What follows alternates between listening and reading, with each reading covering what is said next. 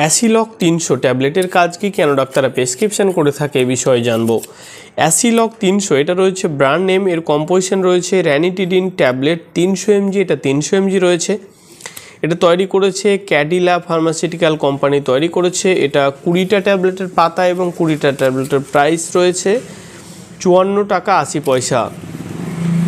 তো Acilok 300 mg tablet কেন ডাক্তাররা প্রেসক্রিপশন করে থাকে এই বিষয়ে জানবো। অ্যাসিলক 300 এর মধ্যে রয়েছে ranitidine tablet 300 mg। Ranitidine tablet 300 mg treatment of gastrointestinal reflux disease, ডক্টররা গ্যাসের জন্য প্রেসক্রিপশন করে থাকে অ্যাসিলক 300 mg ট্যাবলেট। যখন কোনো পেশেন্টের পেটে গ্যাস হয়, অতিরিক্ত গ্যাসের কারণে পেটে ব্যথা হয়, বদহজম দেখা দেয়, সেই সব ক্ষেত্রেই কেবলমাত্র ডক্টররা প্রেসক্রিপশন করে থাকে Acilok 300 mg tablet.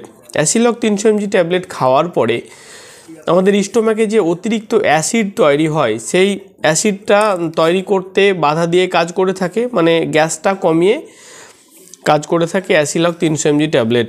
Acilok 300 mg tablet খাওয়ার পরে সেরকম সাইড ইফেক্ট দেখা যায় না বললেই চলে, তবে কারো কারো ক্ষেত্রে লুজ মোশন দেখা দিতে পারে,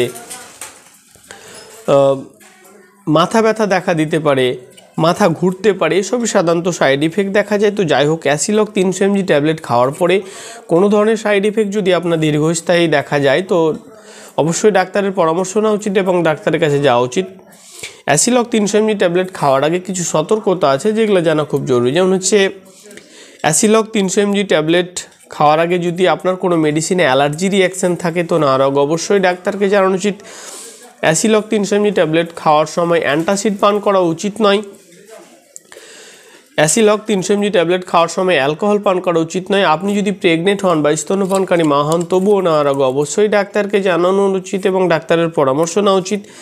অ্যাসিলক 300 mg ট্যাবলেট বাচ্চাদের থেকে দূরে রাখতে হবে। অ্যাসিলক 300 mg ট্যাবলেট খাওয়ার আগে আপনি যদি কোনো গুরুতর রোগে ভুক্তভোগী থাকেন তো অবশ্যই ডাক্তারকে জানানো উচিত এবং ডাক্তারের পরামর্শ নেওয়া উচিত। এসবই সাধারণত সতর্কতা মেনে খেতে হবে। অ্যাসিলক 300 mg ট্যাবলেটের ডোজ কি? ডোজ সাধারণত পেশেন্টের কন্ডিশন দেখে, তার শরীরের ওজন, তার রোগ দেখে নির্ধারিত করে থাকে। তবে এর ডোজ ডক্টররা দিনে একবার দিয়ে থাকে, সকালে খালি পেটে, প্রয়োজন ক্ষেত্রে দিনে দুবারও দিয়ে থাকে, সকাল সন্ধ্যা খাওয়া দাওয়ার আগে। সেটা পেশেন্টের কন্ডিশন দেখে ডোজ নির্ধারিত করা হয়, সেটা নিজের বুদ্ধিতে কখনোই খাওয়া উচিত নয়।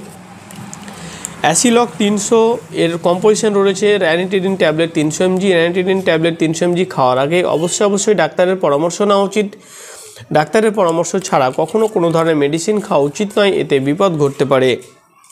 তো গাইজ, আজকের ভিডিও টপিক ছিল এটা যে অ্যাসিলক 300 এর কম্পোজিশন রয়েছে ranitidine tablet 300 mg। Ranitidine tablet 300 mg এর ইউজ, ডোজ, সাইড ইফেক্ট, সাবধানতা সমস্ত কিছুই।